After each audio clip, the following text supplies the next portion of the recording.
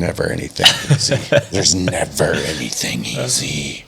Welcome, everyone, to episode 2, Marketeers Clubhouse Intern Edition, day 30. Yep. And it's been a wild ride. How was all the days in between day 1 and day 30? Amazing. Okay, amazing is a good rating. It was a wonderful experience. I learned a lot. I got to see a lot. I got to do a lot. I'm definitely tired. I'm definitely feeling it. But it was such a wonderful experience. Thank you for this. You're welcome. Through this, I got a bunch of different questions. What was the biggest thing that surprised you? The amount, like time management, like the way you manage your time and like everything's blocked off and you go through it order by order. The process of everything, taking everything step by step, not rushing through everything, just going with the flow, figuring out if there's a problem, figure it out, and then keep going. Yeah, that is literally my entire day. Yep. Every day. So I'm happy that surprised you. What were the so you did, just for everyone, if you didn't see episode 1, Jeremy came and did a full month-long entrepreneurship intern job, full life immersion with me, and truthfully with my beautiful wife and all our friends. Thanks to Harper Lee for being Thank you. Amazing. You stayed out at our ranch. You did ranch work. You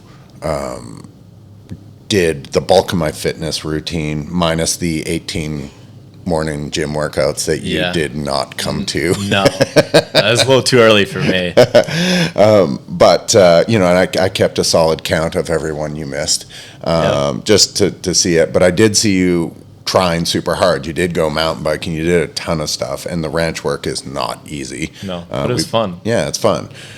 We played a ton of tennis. We're very, very lucky and fortunate to have a property that we were able to put a tennis court on. So we played a bunch of tennis, in fact, to the point where you almost destroyed your arm hitting balls so much.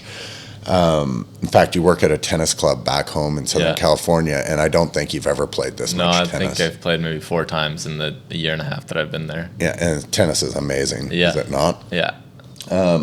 So out of, you got to see the life of a person, in fact, 2 people, because Harper Lee, as a independent business owner, she's a lawyer, a litigator. She owns her own law firm. So not only is she a professional, but she also runs a business.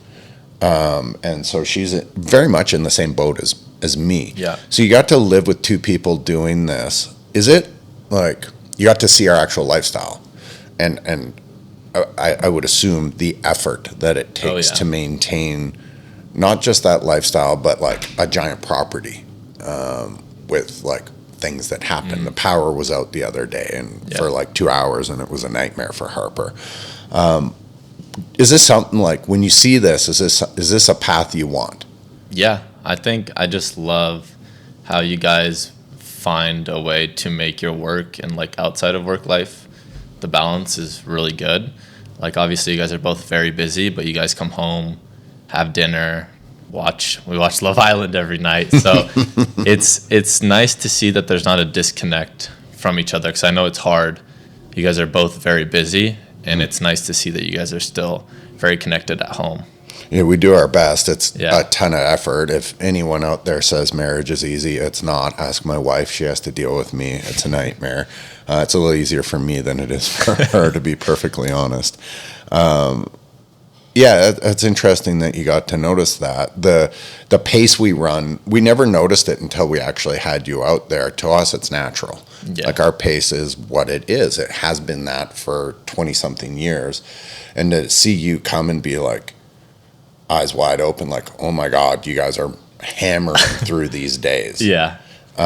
Surprised us a little bit, because to be honest, we don't see that. Yeah.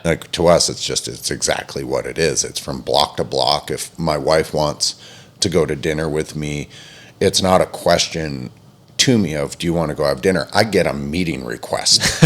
And we're going. Yeah. And I either accept it or I don't. And 99.99% of the time I accept it. But it's the actual, like, that component of our relationship is dealt with as a scheduling thing, where it's just like, she knows if it's not in my calendar, I am off doing something else. Without a shadow of a doubt, I'm not just going to randomly stumble home. Some days I do, but like, I most likely will either then book something over top of that, or be out mountain biking or doing something, like planning something different. So we both know that our time is super precious, and we have to lock in each other far in advance to make sure that we're making that time, which is we sort of recognize that. It became a natural process for us, but we didn't think about it until you were with us the entire time. It's like, oh, we operate kind of different. As a business person, what are the main lessons you learned? The basics, like you got parachuted into sort of a bit of a designer role at point. You were doing research, you were doing all of these other things as a whole, though, not just as like these specific little, like I don't even like trade style jobs, right? Where you were editing a podcast or doing those types of things. Past that, what are the entrepreneurship basics that you learned that you were like, oh, this is either really easy and I just know I need to do this, or these are complicated things that I need to know? Well, you remember the bike accident that we had saw? That you talked to me about the lesson of that process. So we were out mountain biking. It was a Saturday or Sunday? Saturday or Sunday. We were out in the Rocky Mountains, driving back to the ranch. Came across, we were second car on a horrific motorbike accident. Yep. So just for everyone to know, there's somebody high-sided their Harley, went down in front of a giant water truck, almost got killed by the water truck. The bike was a wad of metal in the wrong side of the road ditch.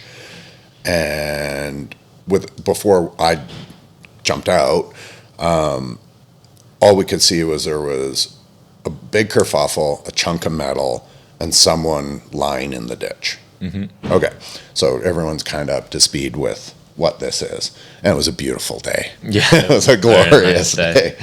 Although that mountain bike ride was a disaster. Brad, who is sitting with us doing production right now, flatted on the backside of this mountain. He went to put in a new tube. His tube was bad. I went to put in my tube into his tire. My tube was bad. We sent Brad out on the e-bike to go get more tubes, which is the bike that Jeremy's riding. We decided we would start walking out. We told Brad this. Somewhere along the lines, we walked much faster than Brad expected. Plus, there's multiple trails to get to where we were, and we missed each other. So we ended up walking out like 10 kilometers or whatever it was, which was hilarious because I don't walk very often. But anyways, we stumble across this accident. Yeah, and then after we were talking about it and you brought up, did you learn anything? Like, did you take anything away from that? And we started talking about the process of, like, let's say there's an emergency at work and there's like a project that something happened on the project and now it's all panic because the project's, you need to turn it over in a couple days. Just going through that process of, all right, let's figure out what the problem is. Let's find, if you can't do it yourself, let's find someone that can help you as fast as possible. And then just go from there. Don't panic, because panic doesn't help. And just find a way to solve the problem as fast and just as smooth as possible. Yeah, that's interesting. I actually was going to bring this up. So I defined the process just so that I could speak to it. Regulator's Market Check feature not only manages all your marketplace photos through a clear, easy-to-use interface, but also integrates dynamic and field surveys. This allows you to capture real-time market insights directly from the field, enhancing your strategic decisions and ensuring your marketing efforts are both effective and responsive to real-world conditions. Give us 15 minutes to show you how we will save you time and money. Go to brandregulator.com. And I'll explain it in the situation. Well, I'll explain the steps, which were really easy. Number one, you assess whatever the situation is. That's what I always do. Number two is I always search for the common goal next, right? Like, what are we trying to get done as a group? Not me individually, not what my goal is, make me look better, whatever. What's the common goal? The third part is assess the players in whatever the mix is that you're doing, whether it's a business thing or an emergency. You have to look at everyone that's there that can help assess what their skills are. We put them in a position. Like, that's the fourth part of this is you assign positions to everybody, including yourself. And by assigning positions to everybody doesn't necessarily mean that I am going to be the lead in something. If it's a millwork emergency, it's not me, it's Mitchell. If it's a design thing, I am not going to be the point on like the technical part of the design. It'll be someone else that's greater than that in our own company. Number 5 is you start delegating all these positions, and you instantly, if it's emergency, create backups against all that. So that because everyone's going to be working really, really quickly in this process, you have to have an instant backup already assigned. Number 6, you execute whatever you're trying to do. 7, if you see talent rising in this situation, which is really quick and fluid, you have to let it rise. So if it's a millwork emergency and Mitch's helper, Wojciech, is showing incredible talent on something, we let that rise in that situation. We don't tamp it down for ego or for anything else. You just let it go up. Number 8 is whatever your position is, if you've assigned these things, you execute your job until it's done, or until someone in number 7 proves that they're much better at that job, which is mine potentially, and then you let them go, and then you can be out. So in the situation of this motorbike accident, so we came across this, obviously we stopped, one car behind the water truck. First thing I says, I unbuckled my stuff. I got ready to jump out. I grabbed my phone because I knew I think I left my phone in the car at that point. But I jumped out of the driver's seat, and I told you to get into the driver's seat instantly, just in case we have to move the vehicle. I instantly ran out, and I assessed what was going on. The water truck guy looks at me and goes, "He's dead." And I go, "What do you mean he's dead?" He's like, "He's dead." And I'm like, I stopped for a second. I could hear the guy breathing, and I go, "He is not dead." He's face down in the dirt, kind of splayed open, and it's a hot mess, and there's a little bit of blood. And I go, "He's not dead." Then 2 girls ran over, and then the gentlemen who had crashed, sons who were on motorbikes, came over in unbelievable distress. And so I instantly looked at these kids who looked like capable men, but they're so mentally out of the game. I'm like, "You guys need to get back up." And they're like, "We're going to flip him over. We're going to flip him." I'm like, "Don't touch him." They're like, "He's suffocating." I go, "He's not suffocating." And I reached under his and cleared some dirt out so that he could breathe. And fortunately for everyone listening, I'm like a mountain biker, snowboarder at relatively high levels, and I've been in that my whole life. I've come across knocked out people tons of times. So this, although it looked very dramatic, wasn't that scary. Instantly, I got the 2 girls to call 911, and I walked to the car behind, the one just in front of us, and I said, "Phone 911. So I had 3 people calling emergency services because I knew cell phone signal in that area is shitty.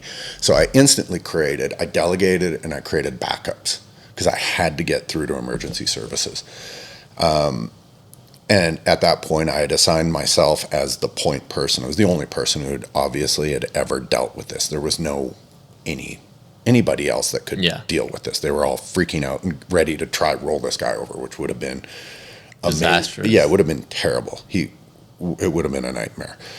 So we started executing this. We got through 911. I told everyone else to get off the phone. They were doing the classic 911. What's your name? What's this? I said, you need to stop. Patch me through immediately. We need a helicopter. They go, we have an ambulance on the way. And I go, it's going to take too long to get from Cochrane to here. And they said, no, we have a closer one. It'll be there in 5 minutes. I go, okay, that's way faster than the helicopter. So we're good. And I said, I've got a guy down in the ditch, face down. It sounds like he's sucking in dirt. I've kind of cleared it out. What do we do? Do it like everyone wants to roll him over. And they're like, don't roll him over. I'm like, okay, that's what I thought. And they're like, unless he starts choking and he is going to suffocate, leave him. And I'm like, perfect. So I sort of shoot everyone away. And I'm just holding this guy down. He was knocked out. He was out for, I think it was like 6 or 7 minutes by that point, out to the not conscious at all. So we're sitting there, we're talking to 911, and he was just lying there. We weren't even really touching him. And he woke up and bullied himself, rolled himself over. And so I go, he just rolled himself over. And they're like, by himself? I'm like, by himself. And they're like, okay, stabilize him. So we grabbed his head. I shaded him from the sun because it was hot as hell that day, 32 degrees. Started talking to him, just kind of calming him down. A couple minutes later, someone else rolls up, goes to grab his helmet. I go, don't take his helmet off. And the guy goes, I'm not. I'm just stabilizing his helmet. I am a retired EMT. I go, you are now in charge. And he's like, okay. And so I'm like, whatever I can do. And he goes, you have experience with this? I go, I have enough. And so he goes, okay, we're going to cut there's a bit of blood here. There's blood all over his face from smashing and biting his tongue when he hit the ground and whatnot. I followed his instructions. We cut his shirt open, looked to make sure he didn't have ribs sticking out, any of this kind of stuff. He was fine. Within 2 minutes, the ambulance showed.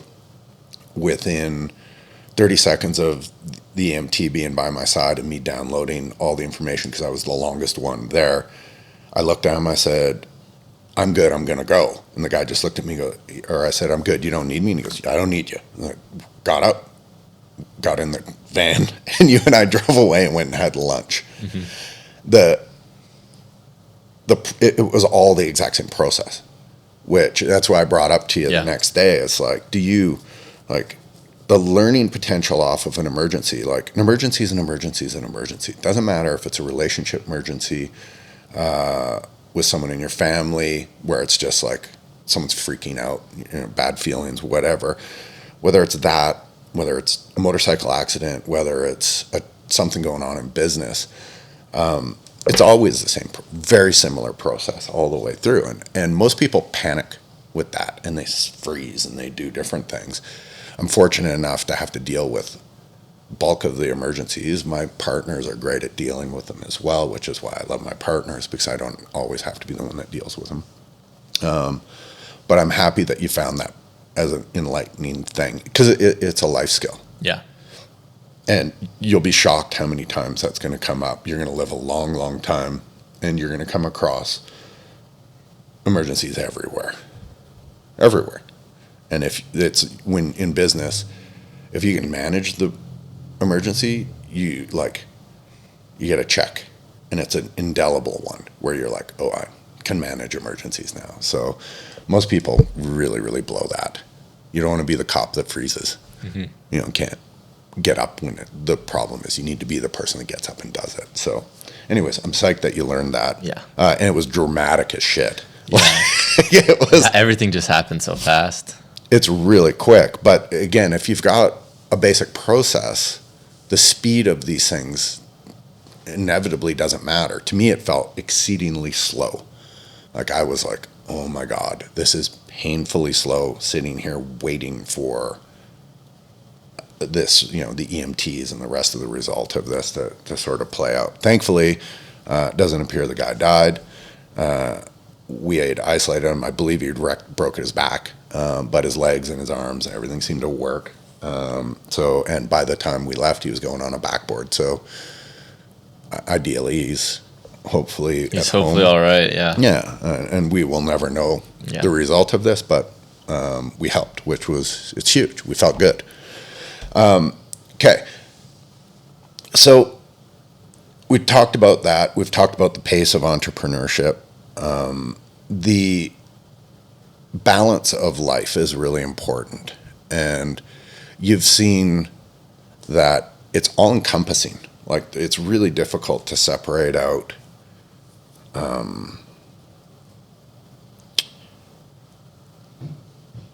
work from life. Like, I don't even know. Yeah. That, like, I guess I put it in more categories: work, fitness, relationship, family, neighbors. Like, we built a retaining wall. We went, we did all this work around the ranch. We had multiple friend groups over. We went to we helped with our neighbor below us at an adjoining ranch's wedding, got invited to this wedding. Enjoyed it. It was amazing. Yeah, it was fun. How do you, like, as a young guy moving forward, how do you plan to balance your life? I mean, I really want to just dive into the work world, so I know that I'm gonna have to work hard and put a lot of time into that, but I'd also like to do things like after work. So I guess it just depends on what I end up doing, and then I can figure out, okay, this is my workload for the day, and then just see if I have time after. Definitely take advantage of the weekends. But during the week, it will probably just be just work, and get into the rhythm of things. It's interesting. That's it. Like, yeah. Out of this, do you realize that Transform your trade marketing with Regulator, where trade marketing precision meets sales tool performance. Regulator ensures every marketing dollar is spent wisely, keeps your team aligned with defined user governance. Whether you're managing local campaigns or global initiatives, Regulator keeps your marketing efforts streamlined and effective in the real world. Give us 15 minutes to show you how we will save you time and money. Go to brandregulator.com. What's your feeling on how hard you have to work to get through to what you want? Like, is it more or less than what you thought? Or is it the same? Like, are you just like, yeah, now I'm sure I've got to work like hard as fuck? It's definitely more, but it's not as much as I thought it would be. Okay. Like, I definitely know I'm gonna have to put in a lot of time to get to the point to where I want to be. But I knew that I had to do that. The gauge was, I was still trying to figure out exactly how much time and effort I was gonna have to put into it. It's definitely a little more than I expected. But I know I have to put in the time to get something out of it. It's not gonna come to me. No, it won't. And, you and I had some discussions where you're very realistic about, you got to start at the bottom. Like, everything that happens within my business, I try first. That's actually not 100% true. We have a welder and we've got a mill worker, and I can't physically develop those skills to the level that I could deliver a product. But most other things, whether it's video or 3D or that style stuff, usually it's me. And I want to learn it first. One, so I know what I'm stuffing my employees into for a new process. Two, so I can sort of set the gauge, like, if it takes me 2 days to learn how to 3D design. At one point years ago, Oakley needed something. I looked at him, I said, no problem, I'll make a 3D model. I went home that Friday night, panicked, because I don't know how to do that. I know how to do CAD, and I know a few other things from sort of past work I've done, but I had no clue. So I literally locked myself in my office, Googled how do I do it, found the software, learnt the software, and by Monday morning I'd produced him a 3D model of a shop-in-shop space that was, like, at the time, amazing, very rudimentary compared to what we produce now, but it did it. And then I ported the next employee in to learn how to do it really correctly, but me having to do that and basically staying up for an entire weekend to learn this process gave me the baseline of what it would be for the employee to set that sort of, if it took me 48 hours, probably going to take them 100 to learn it and be better and more technically correct than the mess that I'd made. But at least then I had a gauge. And I feel as an entrepreneur, you have to gauge everything before you, especially if you don't know the process. And of course, there's lots of great resources to sort of Google how long does it take to learn these things. But it's kind of like when we went and hiked out in Lake Louise, we looked at, you looked at Trail Forks or whatever it was, or the information on the hike. You're like, it's 3.5 hours. And I think we did it in 2.5, and we like fooled around a bunch and stuff. Those gauges are not, they're for the average human, which includes little tiny kids all the way up to big burly people, and they average it out, and it just kind of is what it is, but it generally doesn't fall in normal parameters, like close-ish. So yeah, I feel that you're gonna have to work hard. You have to start at the bottom. You have to learn everything, because as an entrepreneur, if you don't understand the basics of all the different departments that your apparel company is going to be doing, if you don't understand the logistics of how to ship it, if you don't understand how the patterns get constructed, you don't have to be able to do it, but you have to be able to understand it so that you can gauge time, quality, all these different things. And the best way to do it is literally to touch it, right? Like, and so I find that that's good, but I can see that in you. You wanted to touch everything. Like, you were on the backhoe, digging dirt, running the loader, digging dirt. And those are really fun things. But it was a lot of fun. Yeah, and you picked it up really quick, and you were good at it. And you also hauled, a couple 100 bags of concrete, and it's work. But you're happy to do it. So I really appreciate that. Yeah.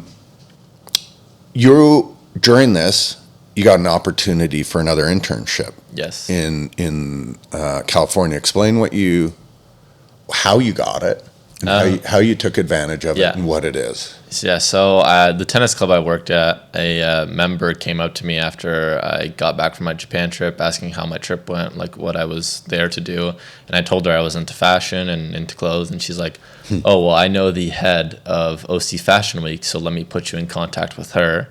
And then I came out here, didn't hear anything for a little bit, and then she texted me her email, so I got in contact with her email, and then we set up a Zoom meeting. And in that Zoom meeting, she told me that there'd be a spot for me to run the front of house at OC Fashion Week. So the front of house is registering all the models, dealing with the photographers, the sponsors, which are the companies that are going to be there looking for models to put them in the runway show. And it's going to be a great experience. Get to network with a bunch of people, meet a lot of new people that are in the fashion industry, which is what I want to dive into. So, and I get to do it with my best friend, who I'm doing my brand with. So that's another positive on top of that. Nice. So it'll be a very, very fun experience. High intense work for a couple hours, but I get to see what it's like to be in the fashion industry for a couple weeks. Yeah, that's exciting, dude. Yeah. Super, super exciting.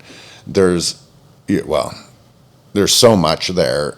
We discussed it a little bit when we were driving around, and you had referenced early when you got here about how well you get along with your friends' parents. Yeah.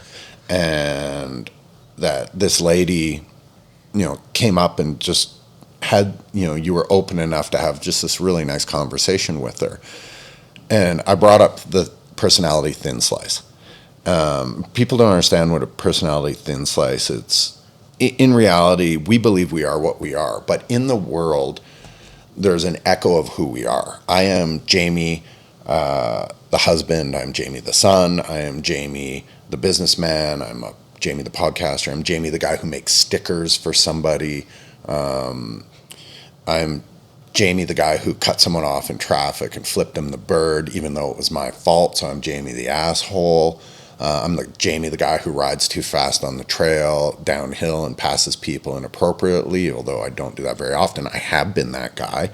I'm Jamie, the guy who yells at people who don't wear helmets in the middle of the backcountry while they're on bikes doing stupid stuff.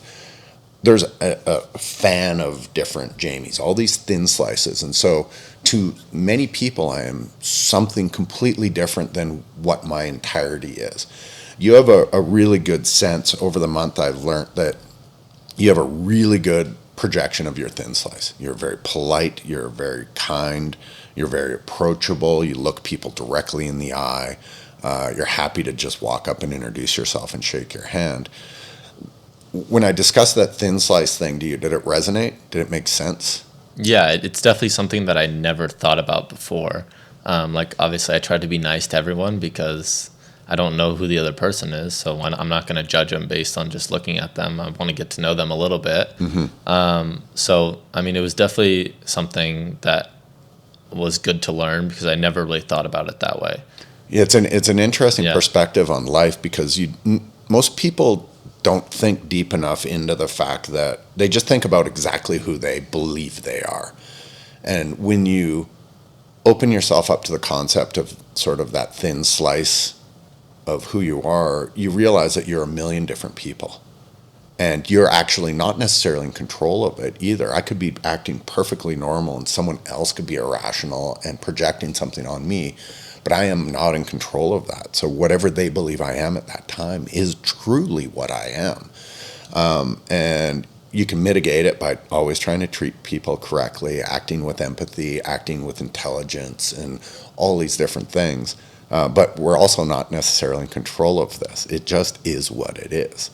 And so, like, I hope that I was just the mysterious guy who came and helped out at the motorbike accident and made it better. That's really what I hope. But to those two girls or to someone else, I might have been the person that was like overbearing and just took over. I'm not sure. I'll never know. But my intentions led me down a certain path, and hopefully it was correct. Those things, like, how do, like, Jeremy the son, Jeremy the educated human who went through school, Jeremy the person who wants to travel and experience the world, where do you want to be? Like, now you've done this 30 days. It's not forever. It should have been 60, truthfully, in my opinion, because I don't think you got necessarily enough of what you needed to see. You needed a little bit more depth, but that's okay. We did our best. Where do you want to be in the next? I want you to tell me where you want to be in 10 years, and then I want you to tell me where you want to be in 20. And not just in a business thing, but I want to know where you want your life to be. Yeah. Where do you see it? So in 10 years, I know we talked about this in the other podcasts. It was that I'd love to have like a single store somewhere with my company, whether it's a company that I'm starting with my friends now, or it'll be my own company. I don't know. I just want to have a location that people can come in and shop for my clothing. And then in 20 years, going outside of like the clothing stuff, hope to be married, maybe have some kids. I don't know where I'll be in the world, whether it's in the US, maybe I'll come back to Canada, Europe. Maybe Japan. Mm-hmm. Just settled in, hopefully have my own business, and just living life, just going with the flow and enjoying my life. Hopefully I'm not unhappy. I hope that I always maintain some level of happiness. But yeah, I think that just being settled down and in the groove of things is something that I'd love to have within that 20-year period, even that 10-year period, just being consistent with everything I do. I love it. Obviously, I didn't do my job good enough because I didn't teach you one of the most important things. Happiness is a decision. So if you want to be happy, you can be happy. Yeah. When Brad's tube failed, my tube failed, we were getting bitten by mosquitoes, were we happy? Yeah, I was happy as hell. A good time. Yeah, we had a great time. It wasn't what we wanted. We wanted to be headed back. We wanted to be doing all these other things. But it was really easy just to make a decision. We played around, fooled around with in the stream and the forest. We were touching there's this beautiful rock thing with all this incredibly soft moss. And I was walking around like I was on mushrooms. Like, Jeremy, come feel this moss. Take a nap on it. Yeah, it's unbelievable. right? But that's like, if I'm sorry that I didn't teach you that lesson, but happiness is a decision. It clearly is. It's not something that happens to you. It's something that you create. And so you will be happy. You're a happy guy. Like, you need to instantly change that thing and just go, I will be happy. I will make sure I create happiness. It's not people who wait for happiness to fall in their laps are miserable their entire lives. Just decide to be happy. Yeah. Whether it's dance in the rainstorm. If it wrecked your wedding, dance in a rainstorm. Right? Just be happy. So I'm sorry I didn't teach you that, but at least I got to tell you that now. Yeah, you don't have to apologize for anything. I've learned a lot. Yeah, that's a lesson that everyone needs to know. You decide that. If you're of normal mental health, you get to decide that. That's reality. And it's a blessing. What were the 3 or 4 fundamental business things that you have to do? And it's actually a life skill. And we talked about this. Do you need me to seed the first one? Yeah. Never, ever, ever be late. Yeah. And then ever. Cherish everyone's time like it's the most precious commodity. We talked about this yesterday. Yep. There's commodities within our body. It's dopamine. It's the currency that drives us to do everything. Dopamine is it. In the real world, it's not money. It's not gold. It's not sex. It's time. Time gets you all of these things. Yeah. Cherish everyone's time like it is by far, and it is the most precious commodity that anyone could ever have, whether they believe it is or not. Mm-hmm. What are the next ones? Answer your phone calls. Thank you. For everyone listening who I deal with that I complain about not answering your phone calls, answer your phone calls. I always answer my phone calls or return my phone calls in a very timely manner. It's not that hard. It's real simple. Answer your emails. Everything in your email. Not just one question. If there's multiple questions, answer them all. Yes. The day one, that was the thing. Read your emails in their entirety. Note all the questions. Reply to the email and answer all the questions. Even if you don't know the answer to the question, I don't know the answer to that, I will get back to you.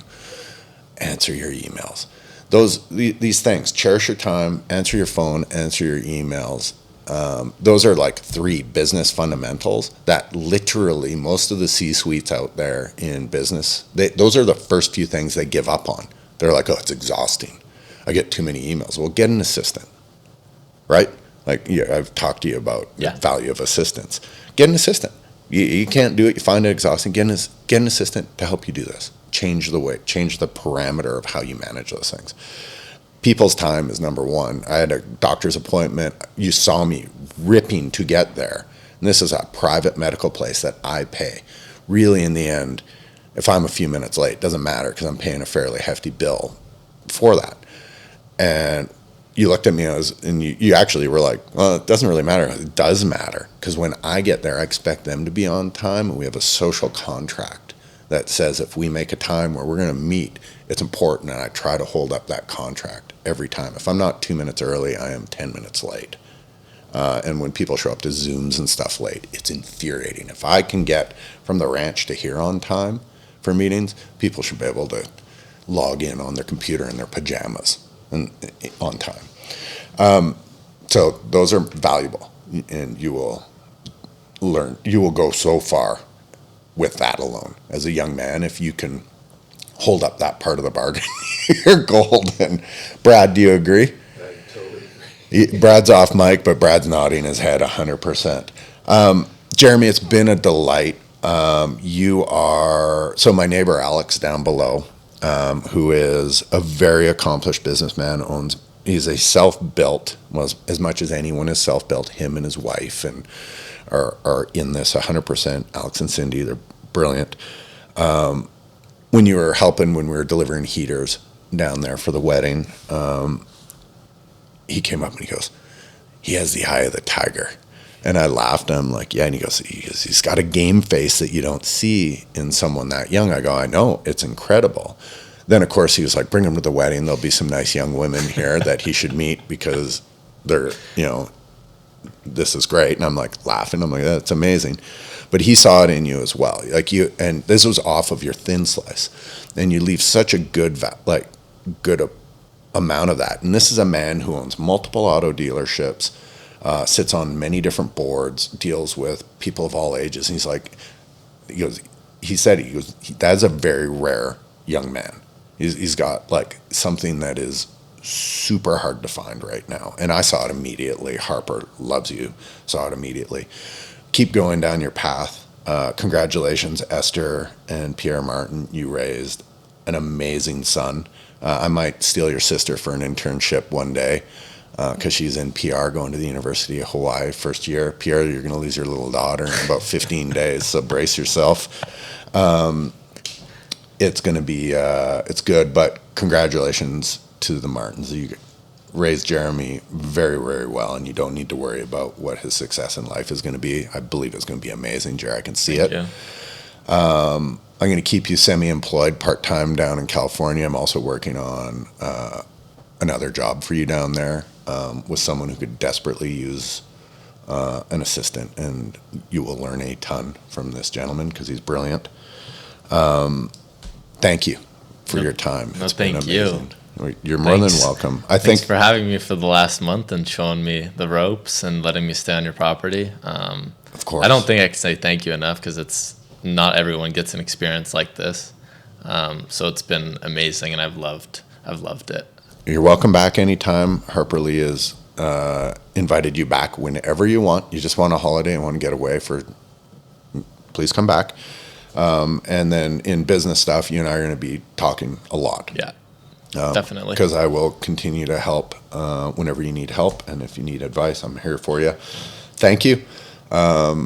You travel back home tomorrow. Good luck at OC Fashion Week. It's going to be great. They're lucky to have you. Thank you. Super fucking hard. I will.